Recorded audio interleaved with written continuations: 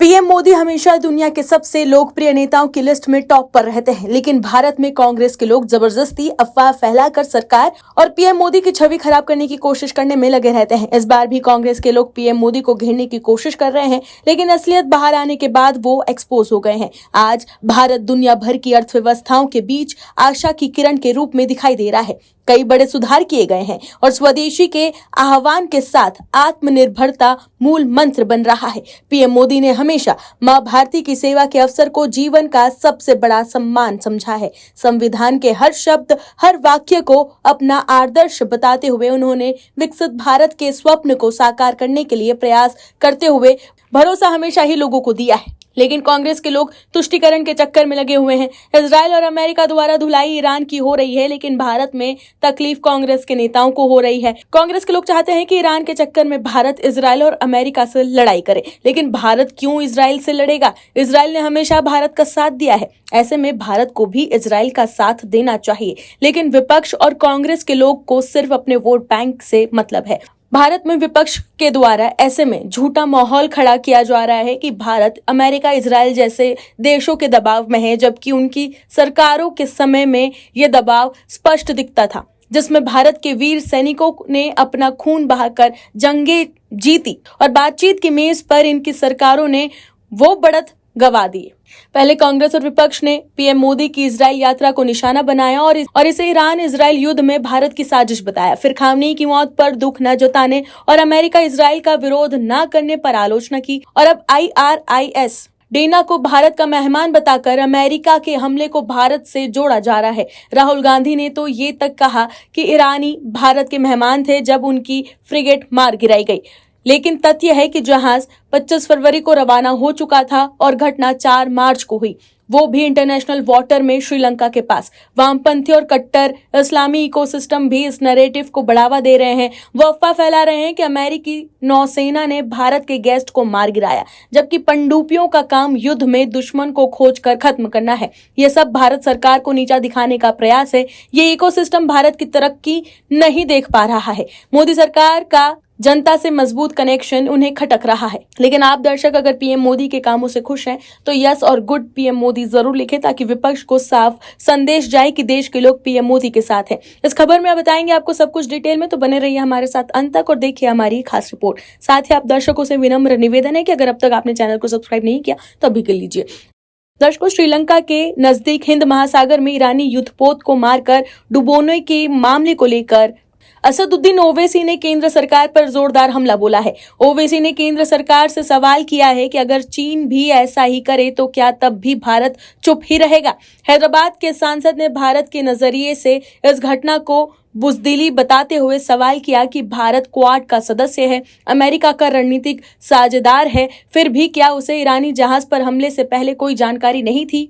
असदुद्दीन ने एक्स पर लिखे एक पोस्ट में सवाल किया, क्या ट्रंप प्रशासन ने भारतीय समुद्र के इतने नजदीक न्यूक्लियर सबमरीन का इस्तेमाल करने और वॉर जोन के विस्तार का फैसला करने से पहले भारत सरकार को जानकारी दी थी? आखिरकार हम भी क्वाड के सदस्य हैं और अमेरिका के रणनीतिक साझेदार भी हैं।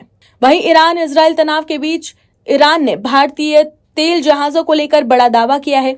उप विदेश मंत्री सैयद ने कहा कि ईरान होर्मुज में भारतीय जहाजों को नहीं रोक रहा है, बल्कि भारत को अमेरिका की हिंद महासागर में गतिविधियों पर सवाल उठाना चाहिए। वहीं कर्नाटक की सिद्धरामैया सरकार ने बच्चों के भविष्य को लेकर एक बेहद बड़ा और कड़ा फैसला लिया है। अब राज्य में 16 साल से कम उम्र के बच्चों के लिए सोशल मीडिया का इस्तेमाल पूरी तरह से प्रतिबंधित होगा। मुख्यमंत्री सिद्धरामैया ने विधानसभा में बजट सत्र के दौरान इसका आधिकारिक ऐलान किया। इस ऐतिहासिक घोषणा के साथ ही कर्नाटक देश का वो पहला राज्य बन गया है जिसने नाबालिगों के सोशल मीडिया इस्तेमाल पर रोक लगाने की तैयारी शुरू कर दी है। वहीं इस खबर को एक्स पर शेयर कर बीजेपी सांसद निशिकांत दुबे ने लिखा कि जेन जी कहाँ है। वहीं सुप्रीम कोर्ट से एक बड़ी खबर सामने आई है। दरअसल सुप्रीम कोर्ट के आदेशों का पालन न करने और बाद में देरी से अपील या रिव्यू पिटीशन दाखिल करने की प्रवृत्ति पर सुप्रीम कोर्ट ने सख्त नाराजगी जाहिर की है। टॉप कोर्ट ने कहा है कि ऐसे मामलों में सख्ती जरूरी है, नहीं तो न्यायपालिका पर लोगों का भरोसा कमजोर पड़ सकता है।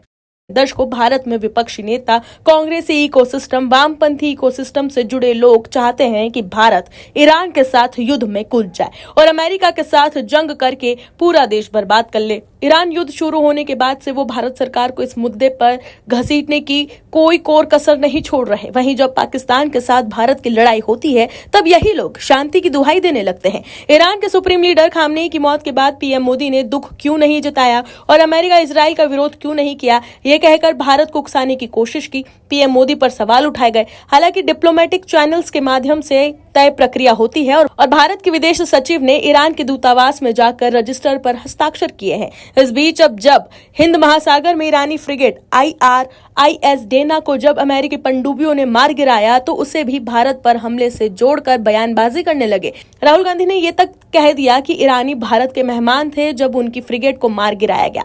दर्शकों, अमेरिकी नेवी ने ईरानी जहाज को इंटरनेशनल पानी में मारा है।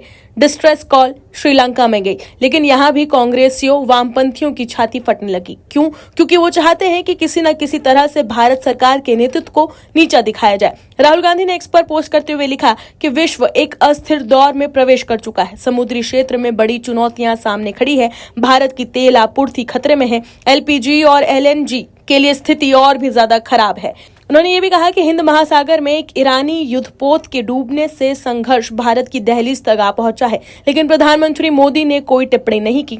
उन्होंने इस बात पर जोर दिया कि ऐसे चुनौतीपूर्ण समय में कमान एक स्थिर हाथ में रहने की आवश्यकता होती है। राहुल गांधी ने आरोप लगाया कि इसके बजाय भारत के पास एक समझौतावादी प्रधानमंत्री है जिन्होंने हमारे सामरिक स्वायत्तता का समर्पण कर दिया। वहीं कांग्रेस के नेता जयराम रमेश ने एक्स पर एक पोस्ट में ईरानी युद्धपोत को डुबोने के मुद्दे पर सरकार की ओर से कोई आधिकारिक प्रतिक्रिया न आने पर हैरानी जताई।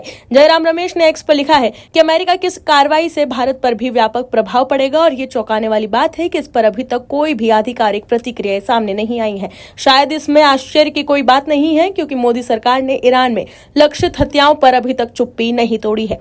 दर्शकों, ईरान के मुद्दे पर कांग्रेस के लोग सरकार को घेरने में लगे हुए हैं, लेकिन दूसरी तरफ पार्टी में इस्तीफे नहीं थम रहे। असम में विधानसभा चुनाव से पहले एक तरफ कांग्रेस के नेता पार्टी से इस्तीफा दे रहे हैं तो वहीं दूसरी तरफ बीजेपी का परिवार बढ़ता जा रहा है। असम में एक बार फिर कांग्रेस को बड़ा झटका लगा है। कांग्रेस के 3 निलंबित विधायकों ने अपनी पुरानी पार्टी का साथ छोड़कर आधिकारिक तौर पर बीजेपी का दामन थाम लिया है। गुवाहाटी स्थित बीजेपी प्रदेश मुख्यालय में एक भव्य कार्यक्रम के दौरान कमलाख्या डे शशिकांत दास बसंत दास ने बीजेपी की सदस्यता ली। यह घटनाक्रम ऐसे समय में हुआ है जब कुछ दिन पहले ही पूर्व प्रदेश अध्यक्ष भूपेन बोरा भी बीजेपी में शामिल हुए थे। वहीं कांग्रेस से इस्तीफा देने और बीजेपी का दामन थामने के बाद बड़ा खुलासा करते हुए भूपेन बोरा ने यह भी कहा था कि गांधी परिवार ने उन्हें मिलने का समय नहीं दिया। दर्शकों, राहुल गांधी के पास तुष्टीकरण की राजनीति करने के लिए समय है, लेकिन अपने नेता से मिलने के लिए समय नहीं है। वहीं विधायकों के बीजेपी में शामिल होने पर सीएम हेमंत बिस्वा शर्मा ने खुशी जताई है। उन्होंने इसे बीजेपी के लिए एक ऐतिहासिक दिन बताते हुए कहा कि कांग्रेस के 3 और विधायकों का हमारे साथ आना यह साबित करता है कि जनता और जनप्रतिनिधियों का प्रधानमंत्री नरेंद्र मोदी की नीतियों के प्रति विश्वास बढ़ रहा है। वहीं हरियाणा में भी कांग्रेस को बड़ा झटका लगा है। राज्यसभा चुनाव से पहले ही कांग्रेस में टूट पड़ गई है। कांग्रेस हाईकमान ने SC चेहरे करमवीर सिंह बोध को राज्यसभा के लिए प्रत्याशी बनाया है। इसको लेकर हरियाणा कांग्रेस में ही नाराजगी देखी जा रही है। कांग्रेस में OBC मोर्चे ने इसको लेकर अनदेखी का आरोप लगाते हुए नाराजगी जताई है। OBC कार्यकारी के प्रदेश अध्यक्ष तेलूराम जांगड़ा ने इस मुद्दे पर अपने समर्थकों के साथ कांग्रेस पार्टी छोड़ दी है। उन्होंने अपना त्याग पत्र प्रदेश अध्यक्ष और राष्ट्रीय अध्यक्ष को भेजा है। तो देखा आपने कैसे कांग्रेस के नेता इस्तीफा देकर पार्टी की चिंता बढ़ा रहे हैं। दर्शकों, राहुल गांधी पर सेना पर दिए विवादित बयान को लेकर कोर्ट में कार्रवाई चल रही है। चीन ने भारत की जमीन हड़प ली वाले बयान पर राहुल गांधी को सुप्रीम कोर्ट में कड़ी फटकार लगी थी, जिसके बाद राहुल गांधी ने ये कहते हुए यू टर्न ले लिया था कि मीडिया में छपी खबर के आधार पर उन्होंने ये बयान दिया था। वहीं अब कांग्रेस के प्रवक्ता आलोक शर्मा का एक टीवी डिबेट के दौरान सेना के रिटायर्ड कर्नल दानवीर सिंह को गाली देने का वीडियो सोशल मीडिया पर वायरल हो रहा है। न्यूज 18 इंडिया पर यह डिबेट इजराइल, अमेरिका और ईरान के बीच जारी युद्ध को लेकर हो रही थी। इसी बीच आलोक शर्मा भड़क गए और कर्नल के साथ अपशब्दों का प्रयोग करने लगे। कर्नल दानवीर ने खुद इस डिबेट के एक हिस्से का वीडियो शेयर किया है। इस वीडियो में आलोक शर्मा कह रहे हैं, आप डिबेट कराइए, दलाली कराइए इनसे आप। इसके साथ ही आलोक शर्मा ने रिटायर्ड कर्नल दानवीर के लिए अपशब्दों का इस्तेमाल भी किया, जिसे कहना भी मुश्किल है, वो भी एक सैनिक के लिए जिसने देश की सेवा के लिए अपना सब कुछ कुर्बान कर दिया। वहीं कर्नल दानवीर ने कहा है, अबे जा, इसके बाद तुरंत आलोक शर्मा चिल्लाकर कर्नल को अपशब्द कह देते हैं। वहीं कांग्रेस प्रवक्ता आलोक शर्मा के इस विवादित बयान पर कर्नल दानवीर ने वीडियो शेयर करते हुए एक्स पर लिखा है कि उम्मीद है राहुल गांधी जी आलोक शर्मा को आप कांग्रेस से निलंबित करेंगे। जय हिंद। वहीं इस डिबेट के होस्ट अमीश देवगन ने भी इस बहस का वीडियो शेयर किया है, जिसमें आलोक शर्मा और कर्नल दानवीर एक दूसरे से उलझते हुए नजर आ रहे हैं। वीडियो में जहां आलोक शर्मा कोर्ट मार्शल की बात कर रहे हैं तो वहीं कर्नल दानवीर छपरी कहते हुए नजर आ रहे हैं। अमीश देवगन ने वीडियो शेयर करते हुए एक्स पर लिखा है कि डिबेट में विरोध हो सकता है, लेकिन इस तरह की भाषा स्वीकार नहीं की जा सकती। पूरा देश फौजियों का सम्मान करता है। मैंने भी आलोक शर्मा की भाषा पर घोर आपत्ति जताई। वहीं बीजेपी प्रवक्ता राधिका खेड़ा ने कांग्रेस पार्टी को आड़े हाथों लिया है। राधिका ने एक्स पर वीडियो शेयर करते हुए लिखा कि राहुल गांधी संसद में गुंडागर्दी करते हैं, युवा कांग्रेस अंतर्राष्ट्रीय मंच पर नंगाई करती है, नेता पीएम की बोटी बोटी कब्र खोद देंगे की धमकी देते हैं, सोशल मीडिया हेड महिला सांसद की मंडी में बोली लगाती है और प्रवक्ता सेना को भद्दी गालियां देते हैं। उन्होंने आगे लिखा कि मोहब्बत की दुकान नहीं, राहुल की नफरत का गोदाम है। वहीं टीवी डिबेट के इस वीडियो को एक्स पर शेयर करते हुए बीजेपी आईटी सेल के प्रमुख अमित मालवीय ने लिखा है कि कांग्रेस पार्टी ने अपने ऑफिशियल स्पोक्स पर्सन के जरिए अपने लिए यही स्टैंडर्ड तय किया है। डेमोक्रेसी में पब्लिक बातचीत में मैच्योरिटी, फैक्ट्स और तहजीब की जरूरत होती है। इसके बजाय हम जो देख रहे हैं वो बहुत बुरी, एकदम घटिया भाषा जो किसी भी सीरियस पॉलिटिकल ग्रुप के लिए ठीक नहीं है, खासकर उसके लिए जो नेशनल लीडरशिप की विरासत का दावा करते हो। वहीं बीजेपी प्रवक्ता शहजाद पूनावाला ने एक्स पर लिखा है कि आलोक शर्मा ने साबित किया है कि कांग्रेस मोहब्बत की दुकान नहीं, गालियों की दुकान है। तो देखा आपने कैसे एक रिटायर्ड फौजी को अपशब्द कहने को लेकर कांग्रेस घिर गई है। सोशल मीडिया पर यह वीडियो जमकर शेयर किया जा रहा है और कांग्रेस प्रवक्ता की भाषा को लेकर लोग सवाल उठा रहे हैं। डिबेट में तर्क वितर्क ठीक है, कई बार नारेबाजी भी जायज है, लेकिन इस तरह की भाषा कतई ठीक नहीं है और लोग अब कांग्रेस से मांग कर रहे हैं कि आलोक शर्मा के खिलाफ कार्रवाई की जाए।